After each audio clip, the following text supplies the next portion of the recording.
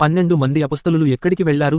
యేసు పునరుత్థానం తర్వాత 12 మంది అపొస్తలులు ఆయన సందేశాన్ని వ్యాప్తి చేయడానికి ప్రాచీన ప్రపంచం నలుమూలలకు చెదిరిపోయారు.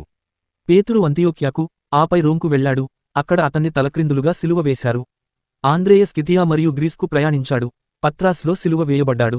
పెద్ద యాకోబు స్పెయిన్లో బోధించాడు, జెరూసలేంలో కత్తితో చంపబడ్డాడు. యోహాను ఎఫెసులో ఉన్నాడు, పాట్మోస్కు బహిష్కరించబడ్డాడు, సహజంగా మరణించాడు. ఫిలిప్పు ఆసియా మైనర్లోని ఫ్రిజియాకు వెళ్లాడు, అక్కడ అతన్ని తలక్రిందులుగా సిలువ వేశారు. బార్తలోమై అర్మేనియా మరియు భారతదేశానికి చేరుకున్నాడు, చర్మం ఒలిచి శిరచ్ఛేదం చేయబడ్డాడు. తోమా పర్షియా మరియు భారతదేశంలో బోధించాడు, ఈటెలతో పొడిచి చంపబడ్డాడు. మత్తయి ఇథియోపియాలో సువార్తను వ్యాప్తి చేశాడు, కత్తితో పొడిచి చంపబడ్డాడు.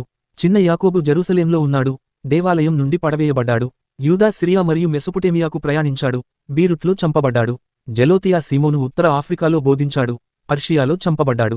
యూదా స్థానంలో వచ్చిన మత్తీయా కాస్పియన్ ప్రాంతానికి వెళ్లాడు, రాళ్లతో కొట్టి శిరచ్ఛేదం చేయబడ్డాడు.